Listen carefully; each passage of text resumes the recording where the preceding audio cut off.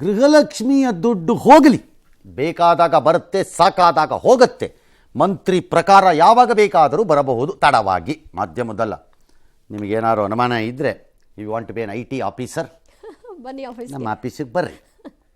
ಕಳೆದ 14 ವರ್ಷದಲ್ಲಿ ತೋರಿಸ್ತೀನಿ ಡೇಟ್ನ. ನಮ್ದನ್ನು ಹೇಳ್ಬೋದು, ನಾನು ಬೇರೆಯವ್ರದ್ದು ನಾನು ಕಾಮೆಂಟ್ ಮಾಡೋಂಗಿಲ್ಲ ಅಲ್ಲ. ಆದರೆ ಜನರ ತೆರಿಗೆಯನ್ನು ತಿಂದು ಸಂಬಳದ ರೂಪದಲ್ಲಿ ಎಲ್ಲ ಸವಲತ್ತುಗಳನ್ನು ಪಡೆದುಕೊಳ್ಳುವ ಅಧಿಕಾರಿಗಳು ಹೇಗೆ ನಡು ಬಗ್ಗಿಸಿ ಎಂಜಲನ್ನು ತಿನ್ನುವ ರೀತಿ, ಯಾವ ಉದ್ದೇಶಕ್ಕಾಗಿ ಅವ್ರನ್ನ ಅಧಿಕಾರಿ ಅಂತ ಮಾಡಿರ್ತಾರೋ, ಅಂದರೆ ಸರ್ಕಾರಿ ಆಸ್ತಿ, ಸಾರ್ವಜನಿಕರ ಆಸ್ತಿಯನ್ನು ರಕ್ಷಣೆ ಮಾಡುವಂಥ, ಅದನ್ನು ಹೇಗೆ ಕೊಡುತ್ತಾ ಹೋಗುತ್ತಾರೆ ಎಂಬ ಕಥೆಯ ಆರಂಭಿಕ ಇದು. ಮೂಢ ಹಗರಣದಲ್ಲಿ ಒಂದು ಸುದ್ದಿ ಹೊರಕ್ಕೆ ಬರ್ತಾ ಇದೆ. ಈ ಅಕ್ರಮಕ್ಕೆ ಸಾಕ್ಷಿ ಅಥವಾ ಪುರಾವೆ ಇದೆ ಎಂಬುದು ಜಾರಿ ನಿರ್ದೇಶನಾಲಯ EDಯ ವಾದ, ನನ್ನ ವಾದ ಅಲ್ಲ.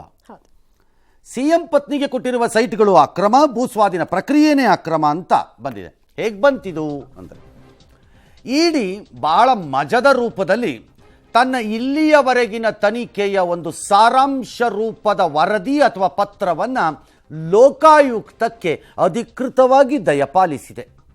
ಯಾಕೆ? ಕೋಆರ್ಡಿನೇಷನ್ ಎರಡೂ ತನಿಖಾಧಿಕಾರಿಗಳ ಮಧ್ಯೆ, ತನಿಖಾ ಸಂಸ್ಥೆಗಳ ಮಧ್ಯೆ ಎಂಥ ಸಮನ್ವಯತೆ ಅಂತ ಅಂದ್ಕೊಳ್ಬೇಕಾಗಿಲ್ಲ. EDಯಲ್ಲಿ ಯಾರಿಗೂ ಎಲ್ಲೋ ಅನುಮಾನ ಎದ್ದಂಗಿದೆ. ಮುಂಬರುವ ದಿನಗಳಲ್ಲಿ ಲೋಕಾಯುಕ್ತ ಎಲ್ಲೋ ಕೈ ತೊಳೆದುಕೊಂಡು ಮೂವರ ಯಾರದ್ದೋ ಮೇಲೆ ಗೂಬೆಯನ್ನು ಕೂರಿಸಿ ಒಂದು ಹಾಕು ವರದಿ ಅಂತೇಳಿ ಹಾಕಿಬಿಡ್ತಾರೆ. ಹೆಚ್ಚು ಕಡಿಮೆ B ರಿಪೋರ್ಟ್ ಇದ್ದಂಗೆ ಕೋರ್ಟ್ಗೆ ಅಂತ ಅವ್ರು ಎಲ್ಲೋ ವಾಸನೆನೋ ಸುಳಿವೋ ಬಂದಿರಬೇಕು. ಅದಕ್ಕೆ ಅದನ್ನು ಚೆಕ್ಮೇಟ್ ಮಾಡೋಕ್ಕೆ ಅಂತಲೇ ಇದ್ದಂಗಿದೆ. ನನ್ನ ಪ್ರಕಾರದಲ್ಲಿ ಒಂದು ತನ್ನ ತನಿಖಾ ವರದಿಯ ರಿಪೋರ್ಟನ್ನು ಏನೇನು ಅಕ್ರಮ ಆಗೋಗಿದೆ ಇದರಲ್ಲಿ ಅಂತ ಎಕ್ಸ್ಪ್ಲೈನ್ ಮಾಡೋ ವರದಿಯನ್ನು, ಅದೇ ಚಾರ್ಜ್ ಶೀಟು ಅಲ್ಲ, ಫೈನಲ್ಲೂ ಅಲ್ಲ, ಅದು ಬೇರೆ ವಿಚಾರ, ಅದನ್ನು ತಂದು ಲೋಕಾಯುಕ್ತದ ಬಾಗಿಲಲ್ಲಿ ಇಟ್ಟಿದ್ದಾರೆ. ಕಾರಣ, ಲೋಕಾಯುಕ್ತ ಈಗ ಏನಾರು ಆ ರೀತಿಯ ರಿಪೋರ್ಟನ್ನು ಹಾಕೋದೇ ಆದರೆ ಈ ವರದಿಯನ್ನು ನಿರ್ಲಕ್ಷ್ಯ ಮಾಡುವಂತಿಲ್ಲ ಎಂಬ ಸಂದೇಶ ರವಾನೆ ಅಷ್ಟೇ ಇದರ ಕತೆ. ಇದು ಯಾಕೆ ಬಂತ್ರಿ ED ಅವ್ರಿಗೆ ಇಷ್ಟು ಬುದ್ಧಿ ಅಂತಂದರೆ, ಬೋವಿ ಕೇಸಲ್ಲಿ ಅವರು ಬರೆ ಹಾಕಿಸ್ಕೊಂಡಿದ್ರು. 2 ಪ್ರತ್ಯೇಕ ಸಂಸ್ಥೆಗಳು ತನಿಖೆಯನ್ನು ಮಾಡುವಾಗ ಈ ರೀತಿಯ ಏರುಪೇರುಗಳು ಬಹು ಸಹಜ. ನಾನು ಅವತ್ತಿಂದ ಕೇಳಿದೆ, ಎರಡೆರಡು ಯಾಕಾಗತ್ತೆ ಇಲ್ಲಿ ಅಂತ. ವಾಲ್ಮೀಕಿದು ಆಯಿತು 2. ಅವರಲ್ಲಿ B ರಿಪೋರ್ಟ್ ಹಾಕ್ಬಿಟ್ರು, ಯಾರೋ ಒಬ್ಬರನ್ನ ಬಿಟ್ಬಿಟ್ಟು ಆಫೀಸರ್ಸನ್ನು ಫಿಕ್ಸ್ ಮಾಡಿ, ಇವರು ಇನ್ನೂ ತಗೊಳ್ಕೊಂಡು ಓಡಾಡ್ತಾನೇ ಇದ್ದಾರೆ EDನವರು ಅದರಲ್ಲಿ. ಇದು ಹಾಗೆ ಆಗಿಬಿಡುತ್ತೆ ಅಂತ ಹೇಳಿ ಚಾರ್ಜ್ ಶೀಟೇ ಹಾಕ್ಬಿಟ್ರೆ ಅಲ್ಲಿ ತೊಗೊಂಡೋಗಿ. ನಾಗೇಂದ್ರ ವಾಪಸ್ ಕರ್ಕೊಂಡ್ಬರ್ತೀನಿ ಅಂತ CM ಹೇಳುವ ಆಗೋಯ್ತು ಈಗ ಅಲ್ಲಿ. ಅಂದರೆ ಎಲ್ಲರೂ ಅವ್ರವ್ರ ಕ್ಲೀನ್ ಶೀಟ್ ಅವ್ರು ತೊಗೊಂಡ್ಬಿಟ್ರು ಅಂತ. ಅದನ್ನು ತಡೆಯೋಕ್ಕೆ ಬಹುಶಃ ಹಾಗಾಗಬಾರದು ಅಂತ ಹೀಗೆ ಮಾಡಿದ್ದಾರೆ ಅಂತ ಅಂದ್ಕೊಂಡಿದ್ದೀನಿ. ವಿವರವನ್ನು ನೋಡೋಣ. ವಿವರದ ಆಧಾರದ ಮೇಲೆ ನಮ್ಮ ಕಾಮೆಂಟ್ರಿ ಏನಾದ್ರು ಇದ್ದರೆ ಹೇಳೋಣ. ಕೆಸರೆ ಗ್ರಾಮದಲ್ಲಿದ್ದಂಥ ಜಮೀನು ಸ್ವಾಧೀನದಿಂದ ಕೈ ಬಿಡೋ ಪ್ರಕ್ರಿಯೆನೇ ಅಕ್ರಮ ಅಂತ ED ವಾದ. ಈ ಎಲ್ಲವೂ ನಾನು ಮುಂದೆ ಹೇಳುವುದು ED ತಾನು ಕಂಡುಕೊಂಡಿದೆ ಅಂದುಕೊಂಡಿರುವ ಸತ್ಯ. ನಮಗಲ್ಲ, ನಮ್ಮ ಹತ್ರ ನಮ್ದಲ್ಲ, ಅದು ನಮ್ಗೆ ಗೊತ್ತಿಲ್ಲ ಅದೇನುವೆ. A4 ದೇವರಾಜು ನಡೆ ಅನುಮಾನಾಸ್ಪದ. 3 ಎಕರೆ 16 ಗುಂಟೆ ಜಮೀನನ್ನು ಕೈ ಬಿಡಬೇಕು ಅಂತ ಆ ವ್ಯಕ್ತಿ ಮೂಡಾಗೆ ಅಥವಾ ಅಂದಿನ ಸಂಸ್ಥೆ ಯಾವುದೇ ಇರಬಹುದು ಅದಕ್ಕೆ ಅರ್ಜಿ ಕೊಡಲ್ಲ. ಆ ಬದಲು 97ರಲ್ಲಿ ಅವರು ನೇರವಾಗಿ ಅಂದಿನ ನಗರಾಭಿವೃದ್ಧಿ ಸಚಿವರಾಗಿದ್ದ ಬಚ್ಚೇಗೌಡರಿಗೆ ಮನವಿಯನ್ನು ಕೊಟ್ಬಿಡ್ತಾರೆ.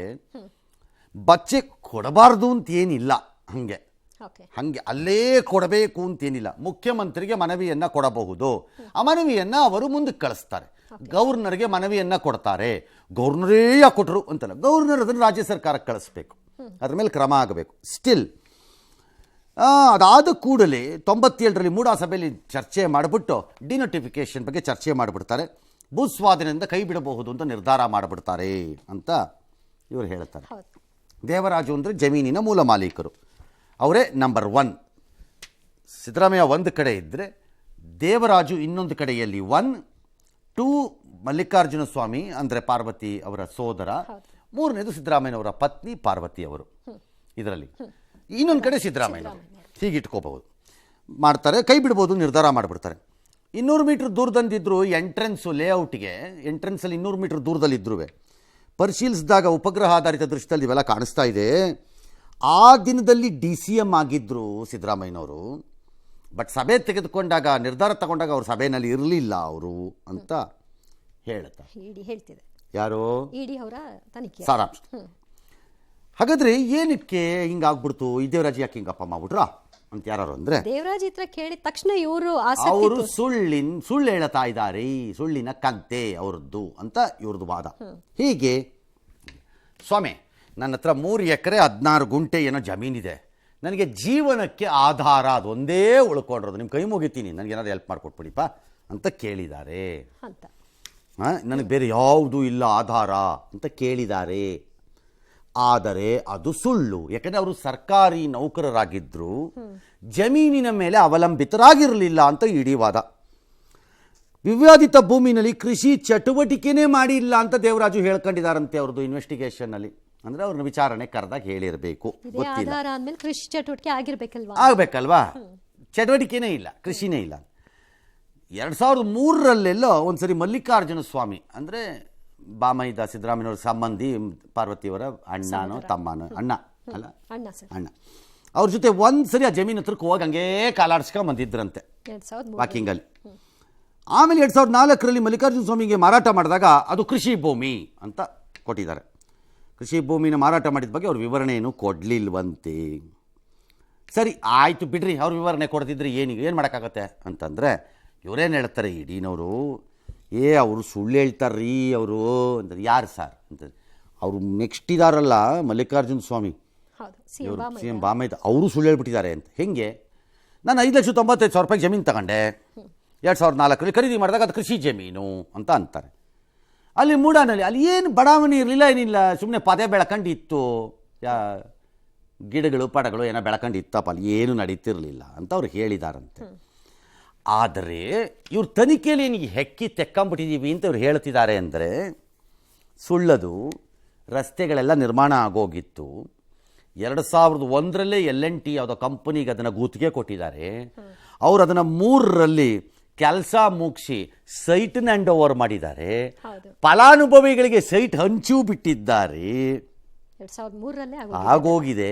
ಇನ್ನು 4ರಲ್ಲಿ ಇವ್ರು ಜಮೀನು ತಗೊಂಡಾಗ ಹೆಂಗಪ್ಪ ಅದು ಕೃಷಿ ಜಮೀನಾಗಿರುತ್ತೆ ಅಂತ ಇಡಿ ಅವರದ್ದು.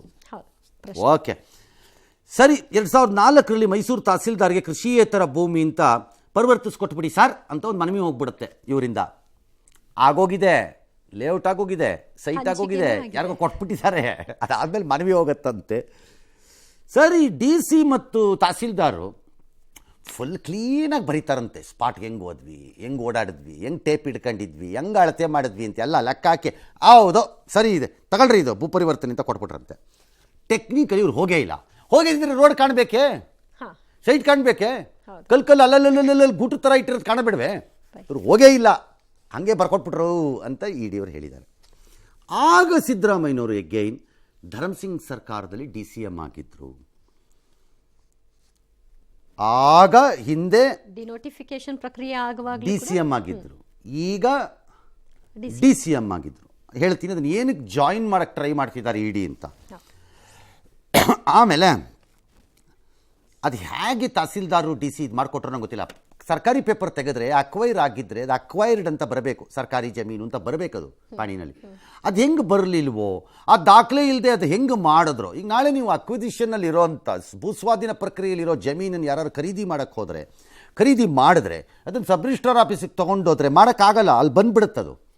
ಇದು ಸ್ವಾಧೀನ ಪ್ರಕ್ರಿಯೆಯಲ್ಲಿ ಇದೆ ಇದು ಅಂತ ಸಬ್ ರಿಜಿಸ್ಟ್ರಾರ್ ಮಾಡಲ್ಲ ಅಂತಾರೆ, ಮಾಡೋಕ್ಕೆ ಬರಲ್ಲ ನಾವು ಅಂತಾರೆ ಅದನ್ನು. ಅದು ಹೆಂಗೆ ಮಾಡಿದ್ರು ಅಪ್ಪ ನಂಗೆ ಗೊತ್ತಿಲ್ಲಪ್ಪ ಇದನ್ನು ಕನ್ವರ್ಷನ್.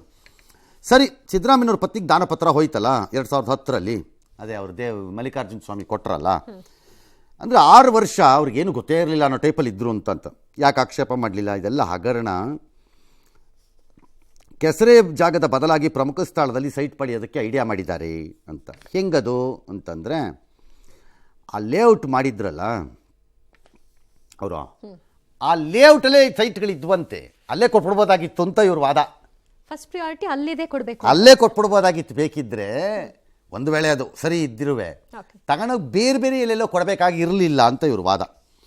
ಆದರೂ ಮೇಡಮ್ಮು ತನಗೆ ಬಂದ ಮೇಲೆ ಅರ್ಶಿನ ಕುಂಕುಮದಲ್ಲಿ 14ರಲ್ಲಿ ಅವರು ಪರಿಹಾರ ಕೇಳಿ ಮೂಡಾಗ ಅರ್ಜಿ ಹಾಕ್ತಾರೆ. ನನ್ನ ಜಮೀನನ್ನು ಬಡಾವಣೆ ನಿರ್ಮಾಣಕ್ಕೆ ಮೂಡ ಬಳಸ್ಕೊಂಡಿದೆ, ಸೂಕ್ತ ಪರಿಹಾರ ಕೊಡಿ ಅಂತಾರೆ. ಅಲ್ಲಿ ಅದು ಕೃಷಿ ಭೂಮಿ ಅಂತ ವ್ಯಾಪಾರ ಮಾಡಿಬಿಡ್ತಾರೆ. ಹೌದು. ಆದರೆ ಆಗಲೇ ಅಕ್ವೈರ್ ಆಗೋಗಿದೆ. ಈಗಿಲ್ಲಿ ಮೂಡ ಬಳಸ್ಕೊಂಡಿದೆ ಕೊಡಿ ಅಂತಾರೆ ಇವರು. ಹೌದು. ಸರಿ, ಅಷ್ಟೊತ್ತಿಗೆ ಸಿದ್ದರಾಮಯ್ಯನವರು ಮುಖ್ಯಮಂತ್ರಿ ಆಗಿದ್ದರು 13ರಲ್ಲಿ, 14ರಲ್ಲಿ ಅವ್ರು ಏನೋ ಅರ್ಜಿ ಏನೋ ಹಾಕ್ಕೋತಾರೆ. ಸರಿ, ಇವ್ರ ಅರ್ಜಿನ ಮೂಡ ಪರಿಗಣಿಸತ್ತೆ. 60-40 ಅನುಪಾತದಲ್ಲಿ ಕೊಟ್ಬಿಡೋಣಪ್ಪ, ಸುಮ್ಮನೆ ಏನಿದು ಕೋರ್ಟ್ ಗಲಾಟೆಗಳು ನಾಳೆ ಅಂತಾನೆ. That's A fair thing. ಆ ಅನುಪಾತ ಮಾಡಿದ್ದಿದ್ದೆ ಅದಕ್ಕೆ.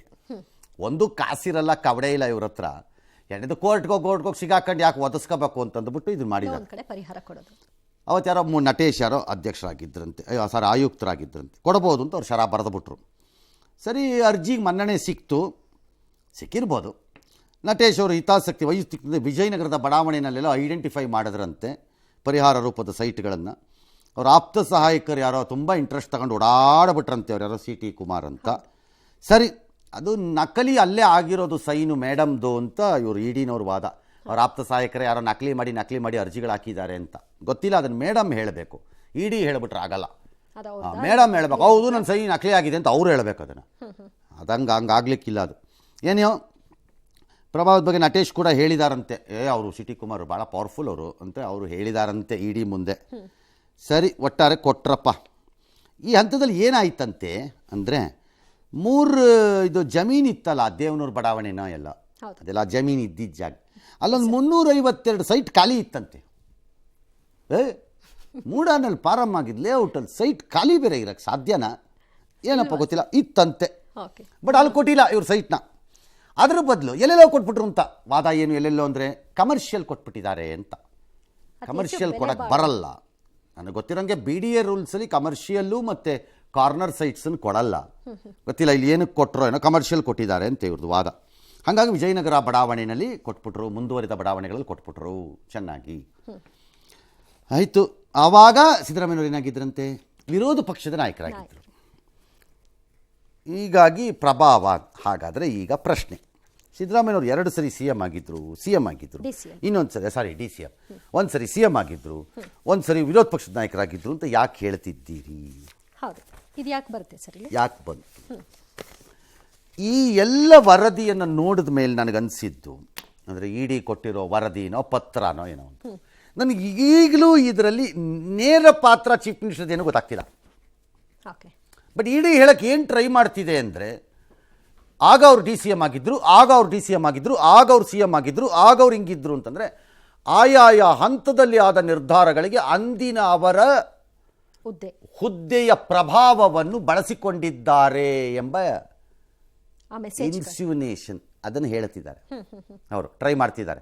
ಬಟ್ ಅದನ್ನು ಪ್ರೂವ್ ಮಾಡಲಿಕ್ಕೆ ಎಕ್ಸಾಕ್ಟ್ಲಿ ಅವರೇ ಪ್ರಭಾವ ಬೀರಿದ್ದಾರೆ ಇನ್ನೂ ಇಲ್ಲ. ಅದು ಒಂದು ಭಾಗ. ಅಧಿಕಾರಿಗಳು ಇವ್ರನ್ನ ಮೆಚ್ಚಕ್ಕೂ ಮಾಡಿರ್ಬೋದು, ಗೊತ್ತಿಲ್ಲ. ಅದನ್ನು ಚೀಫ್ ಮಿನಿಸ್ಟರ್ ಹೇಳಿದ್ದಾರೆ ಅಂತ ಹಿಂಗೆ ಹೇಳ್ತೀರಿ. ಸೊ ಅರ್ಥ ಅಂದರೆ, ಈ 3 ಜನ ಏನಿದ್ದಾರೆ, ದೇವರಾಜು, ಮಲ್ಲಿಕಾರ್ಜುನ ಸ್ವಾಮಿ ಮತ್ತು ಮೇಡಮ್ ಏನಿದ್ದಾರೆ, ಇವರದ್ರಲ್ಲಿ ವಿಪರೀತವಾದ ಪ್ರಕ್ರಿಯೆಗಳ ಹರಾಪಿರ್ರಿ ಆಗೋದಂಗೆ ಕಾಣಿಸ್ತಿದೆ ಇಡಿ ತನಿಖೆಯ ಪ್ರಕಾರ. ಅದಕ್ಕೆ ಅವರವರೇ ಆನ್ಸರಬಲ್ ಆಗಬೇಕೀಗ. ಯಾಕೆ ಹೀಗಾಯ್ತು? ಕೃಷಿ ಅಂತ ಅಲ್ದಿದ್ರು ಕೃಷಿ ಅಂತ ಯಾಕೆ ಮಾಡ್ತಾರೆ, ಖರೀದಿ ಹೆಂಗೆ ಮಾಡ್ತಾರೆ, ಮುಂದುವರೆದ ಬಡಾವಣೆಗಳಲ್ಲಿ ಹೆಂಗೆ ಕೊಡ್ತಾರೆ, ಕಮರ್ಷಿಯಲ್ ಹೆಂಗೆ ಬರುತ್ತೆ, ಅನುಪಾತದ ನಿಯಮಗಳನ್ನ ವೈಲೇಷನ್ ಹೆಂಗೆ ಮಾಡ್ತಾರೆ, ಡ್ಯಾಶು ಎಲ್ಲ ಬರ್ಬೋದು ಅವ್ರ 3 ಜನದ ವಿಚಾರದಲ್ಲಿ. ನಂಗೆ CM ದಿನ್ನೂ ಕಾಣಿಸ್ತಾ ಇಲ್ಲ ಅಲ್ವಾ? ಹಾಗಿದ್ರೆ ಈ ಇಡಿ ಈ ವರದಿಯನ್ನು ಲೋಕಾಯುಕ್ತದ ಬಾಗಿಲೊಳಗೆ ಕವರ್ ಹಾಕ್ಬಿಟ್ಟು ಒಳಕ್ಕೆ ಯಾಕೆ ಹಾಕಿದ್ರು? ಈ ಟೈಮಲ್ಲಿ ಯಾಕೆ ಕೊಡಬೇಕಿತ್ತು? ಯಾಕೆ? ಭಾಳ ಸರಳ. ಒಂದು ವೇಳೆ ಇವ್ರು ಏನಾದರೂ ಲೋಕಾಯುಕ್ತದವರು ತಪ್ಪಿ ನನಗೆ ಗೊತ್ತಿಲ್ಲ, ಪಾಪ ಅವ್ರು ಹಂಗೆ ಮಾಡ್ತಾರೋ ಇಲ್ವೋ ಲೋಕಾಯುಕ್ತದವರು, ಬಿ ರಿಪೋರ್ಟ್ ರೂಪದ ವರದಿಯನ್ನು ಕೋರ್ಟ್ಗೆ ಹಾಕಿಬಿಟ್ರೆ, ಈ ವರದಿ ಅವ್ರದ್ದು ಬಾಗಿಲೊಳಗೆ ಹಾಕಿದಾರಲ್ಲ ಇವ್ರು ಕವರ್ ಹಾಕಿ, ಇಡಿಯವರು ಅರ್ಜಿದಾರರಿದಾರಲ್ಲ ಈ ಪ್ರಕರಣದಲ್ಲಿ ಮೂಲ ಇನ್ನೂ CBIಗೆ ಹೋಗ್ಬೇಕು ಅಂತ ಕೋರ್ಟಲ್ಲಿ ಇದೆ. ಅದು ಅವ್ರು ಹೇಳ್ತಾರೆ, ನಾವು ಹೇಳಿಲ್ವಾ? ಚೀಫ್ ಮಿನಿಸ್ಟರ್ ಕೆಳಗಡೆನೇ ಎಲ್ಲ ಆಫೀಸರ್ಗಳು ಬರ್ಕೊಡ್ತಾರೆ, ಕ್ಲೀನಾಗಿ ಬಣ ಹೊಡೆದ್ಬಿಟ್ಟು ನಾವು ಹೇಳಿರ್ಲಿಲ್ವಾ, ಹಂಗೆ ಬರ್ಕೊಟ್ಟಿದ್ದಾರೆ ನೋಡಿ, ಅದಕ್ಕೆ ಇಡಿನವ್ರದ್ದಿದೆ, ಅದನ್ನು ಪರಿಗಣಿಸಲೇ ಇಲ್ಲ ಅಂತ ಅವ್ರೋಗಿ ತಕರಾರು ಎತ್ತಿ ಈಗಲೂ ಕೊಡ್ರಿ CBIಗೆ ಅಂತ ಗಲಾಟೆ ಮಾಡ್ತಾರೆ. ಇದಕ್ಕೊಂದು ದಾರಿ ಮಾಡಿ ಬಿಟ್ಟಿದ್ದಾರೆ ಅಂತ ನನಗೆ ಅನ್ನಿಸ್ತಾ ಇದೆ. ಇದು ಚಾಲೆಂಜ್ ಆಗ್ಬೋದಾ ಸರ್ ಕೋರ್ಟಲ್ಲಿ? ಬಿ ರಿಪೋರ್ಟನ್ನು ಫೈಲ್ ಮಾಡಿದ್ರೆ ಅರ್ಜಿದಾರರು ಚಾಲೆಂಜ್ ಮಾಡ್ಬಿಡ್ಬೋದು ಬಿ ರಿಪೋರ್ಟ್ನೀಗ. ಮಾಡ್ಬೋದು ಅವರು. Because you have not taken on record the investigation conducted by ED despite documents ಕೊಟ್ಟಿದ್ರು ನೀವು ಅದನ್ನು ಕನ್ಸಿಡರ್ ಮಾಡಿಲ್ಲ ಅಂತಂದರೆ you succumb to pressure influence ಅಂತ ಹೇಳ್ಬಿಟ್ಟು ಅವ್ರು ಚಾಲೆಂಜ್ ಮಾಡ್ಬಿಡ್ಬೋದು ಬೇಕಾದ್ರೆ ಬಿ ರಿಪೋರ್ಟ್ನ. ಆಗ ಕೋರ್ಟ್ ಏನು ಮಾಡುತ್ತೋ ಬಿಡುತ್ತೋ ಅದು ಪ್ರಶ್ನೆ ಬೇರೆ, ಮಾಡಬಹುದು, ಮಾಡೋಕ್ಕೆ ಜಾಗ ಇದೆ. ನೇರವಾಗಿ CM ಪೊಸಿಷನ್ ಇಲ್ಲಿ ಕಾಣಿಸ್ತಾ ಇಲ್ಲ, ನನಗೆ ಇನ್ನೂ ಕಾಣಿಸಿಲ್ಲ. ಉಳಿದ ಮೂವರ ವಿಚಾರದಲ್ಲಿ ನಾನು ಹಾಗೆ ಹೇಳಲಿಕ್ಕಾಗ್ತಿಲ್ಲ. ಈ ವರದಿಯ ಆತರದಲ್ಲಿ ಒಂದಂತೂ ದೃಢಪಟ್ಟಿದೆ ಇದರಲ್ಲಿ, ಅದೇನು ಅಂದರೆ ಈ ಮೂವರಲ್ಲಿ ದೇವರಾಜು ಮಲ್ಲಿಕಾರ್ಜುನ ಸ್ವಾಮಿ ಮೇಡಮ್ದಲ್ಲಿ ಯಾರೋ ಇಬ್ಬರು ಆಸೆ ಅಥವಾ ದುರಾಸೆ ಕೈ ಹಾಕ್ಬಿಟ್ಟಿದ್ದಾರೆ, ಅಥವಾ ಅದಕ್ಕಿಂತ ಹೆಚ್ಚಾಗಿ, ಅದು ದುರಾಸೆ ಅಂತಲೂ ಹೇಳಲಿಕ್ಕಾಗಲ್ಲ ನಾನು, ಅಧಿಕಾರಿಗಳು ಸರ್ಕಾರಿ ಆಸ್ತಿಯನ್ನು ರಕ್ಷಕರಂತೆ ಕಾಪಾಡಿಕೊಂಡು ಬರಬೇಕಾದ ಅಧಿಕಾರಿಗಳು ಅರ್ಜಿದಾರರಿಗಿಂತ ಹೆಚ್ಚಿನ ಆತುರವನ್ನು ತೋರಿಸಿದಂಗೆ ಕಾಣಿಸ್ತಾ ಇದೆ ನನಗಿದರಲ್ಲಿ. ವಿಶೇಷ ಆಸಕ್ತಿ ನನಗೆ ಹಂಗೆ ಕಾಣಿಸ್ತಿದೆಯಪ್ಪ. ಮುಂದೇನಾಗತ್ತೋ ಗೊತ್ತಿಲ್ಲಪ್ಪ. ಈಗ ಇಡಿ ರೋಲ್ ಏನು ಸರ್ ಹಾಗಾದ್ರೆ ಮುಗೀತಾ? ಮುಗಿದೇ ಇಲ್ಲ. ಅವ್ರು ಇನ್ನೂ ನೋಟಿಸ್ ಲೆವೆಲಲ್ಲೇ ಇದ್ದಾರೆ ಧಾರಾವಾಹಿನಲ್ಲಿ. ಅವ್ರದ್ದು ಇನ್ನೂ ಧಾರಾವಾಹಿ ಮುಗಿದಿಲ್ಲ. ಅವ್ರು ಧಾರಾವಾಹಿ ಮುಗಿಸಿದ ಮೇಲೆ ನೆಕ್ಸ್ಟ್ ಹೇಳ್ತಾರೆ. ಅಷ್ಟೊತ್ತಿಗಾಗಲೇ ಇದು ತನಿಖಾ ಹಂತದ ವಿಷಯಗಳೆಲ್ಲ ಹೊರಗೆ ಬಂದ್ಬಿಟ್ಟಿರೋದ್ರಿಂದ ಅದರದ್ದು ಇಲ್ಲಿಯವರೆಗೆ ಆಗಿರೋದು. ಮುಂದಕ್ಕೆ ಏನಾಗುತ್ತೋ ಗೊತ್ತಿಲ್ವಲ್ಲ. ಮುಂದಕ್ಕೆ ಯಾರ್ಯಾರು ನೋಟಿಸ್ ಹೋಗುತ್ತೋ, ಇವತ್ತು ಅದು ಯಾರೋ ಮೇಡಮ್ಗೆ ಹೋಗಿದೆ ನೋಟಿಸು, ಸೆಕ್ರೆಟರಿ ಅಂತ ಯಾರಿಗೋ, ನಾಳೆ ಯಾರಿಗೆ ನೋಟಿಸ್ ಹೋಗುತ್ತೋ, ಅವ್ರದ್ದು ಏನೇನು ವರದಿ ಬರಬೇಕು ಅದೆಲ್ಲ ಬಂದ ಮೇಲೆ ತಾನೇ ಅವ್ರು ತನಿಖೆ ಫೈನಲ್ ಮಾಡಬೇಕು. ಅದು ಯಾಕೆ ಹಂಗಾರೆ ಮಧ್ಯಕ್ಕೆ ಇದನ್ನು ಹಾಕಿದ್ದಾರೆ ಅಂದರೆ ಬೋವಿ ನಿಗಮದ ಪಾಠ ಇರಬೇಕು ಅಂತ ಅಂದ್ಕೊಂಡಿದ್ದೀನಿ. ಬೋವಿದಲ್ಲಿ ಕೊಟ್ಬಿಟ್ರಲ್ಲ ಅವರು, ಅದಕ್ಕೆ ಅದನ್ನು ತಪ್ಪಿಸೋಕೆ ಮೋಸ್ಟ್ಲಿ ಈ ಥರ ಒಂದು ಅರ್ಜೆಂಟಾಗಿ ಒಂದು ಮಧ್ಯದಲ್ಲಿ ಇಂಟೀರಿಯಮ್ ಆಗಿ ಹಾಕಿದ್ದಾರೆ ಅಂತ ಕಾಣುತ್ತೆ, ಗೊತ್ತಿಲ್ಲ. ಈಗ ಏನು ಮಾಡಬೇಕು ನಾವು? ಒಂದು ವಿರಾಮ ಇದೆ ನಮ್ಮ ಹತ್ರ ಅಲ್ವೇ, ತೆಗೆದುಕೊಂಡು ವಾಪಸ್ ಬರಬೇಕು. ನಾಳೆ ಈ ಪ್ರಕರಣ ಇತ್ಯರ್ಥ ಆಗೋಯ್ತಾ ಸರ್? ಬ್ರಹ್ಮಾಂಡ ಭ್ರಷ್ಟಾಚಾರ ಪ್ರೂವ್ಡ್? ನೋ, ಈಗಲೇ ಹೇಳ್ತಾ ಇದ್ದೀನಿ ನಾನು, ನೋ. ಕಾರಣ ಭಾಳ ಸರಳ. ಇದು ಪ್ರಾಥಮಿಕ ವರದಿ ರೂಪದ್ದು, ಇದು ಆರೋಪ ಪಟ್ಟಿ ಅಲ್ಲ. ಎರಡದು ಆರೋಪ ಸ್ಥಿರ ಆಗಿದೆ ಅಂತ ನಾನು ಹೇಳಕ್ಕೆ ತಯಾರಿ ಇಲ್ಲ. ಮೂರದು ಲೋಕಾಯುಕ್ತ ಇಡಿ ವರದಿ ಅಥವಾ ಪತ್ರವನ್ನು ತನ್ನ ಅಧಿಕೃತ ದಾಖಲೆಯಾಗಿ ಪರಿಗಣಿಸಲೇಬೇಕು ಅಂತ ನಿಯಮ ಇಲ್ಲ. ಬಟ್ ನೆಗ್ಲೆಕ್ಟ್ ಮಾಡೋ ಹಾಗೂ ಇಲ್ಲ, ಅದು ಅವ್ರಿಗೆ ಬಿಟ್ಟಿದ್ದು, ಅದಕ್ಕೆ ನಾನು ಹೇಳಕ್ಕಾಗಲ್ಲ. ಬಟ್ ಪರಿಗಣಿಸಲೇಬೇಕು ಎಂಬ ನಿಯಮ ಎಲ್ಲೂ ಇಲ್ಲ ಅಲ್ಲಿ. ಹಾಗಾಗಿ ಈ ಇಡೀ ಪತ್ರ ಅಥವಾ ಮಧ್ಯಂತರ ವರದಿ ರೂಪದಲ್ಲಿ ಬಂದಿರುವ ಇದನ್ನು ಲೋಕಾಯುಕ್ತ ಹೇಗೆ ಸ್ವೀಕಾರ ಮಾಡುತ್ತೆ ಅನ್ನೋ ಒಂದು ಕೆಟ್ಟ ಕುತೂಹಲ ನನಗಿದೆ. ಅಷ್ಟು ಮಾತ್ರ ಹೇಳಬಲ್ಲೆ ಅಲ್ವಾ? ಮುಂದಕ್ಕೆ ನೋಡೋಣ ಏನಾಗುತ್ತೋ ಏನೋ. ವಿರಾಮ ತಗೊಂಡು ವಾಪಸ್ ಬರೋಣ. ವಾಪಸ್ ಬಂದ ಮೇಲೆ ಇನ್ನೊಂದು ಅಧ್ಯಾಯ. ಇವ್ರದ್ದೆಲ್ಲ ಆದ್ಮೇಲೆ ಅವ್ರದ್ದು ಬೇಡವೇ? ಏಕೇ ಬೇಕು. ಒಂಥರ ಇದು ಟೀಮ್ ಕಟ್ರೀನಾ, ಟೀಮ್ ಫೆಂಗಲ್, ಟೀಮ್ ಇದು ಆ ಥರ ಫೈಟರ್ಸ್.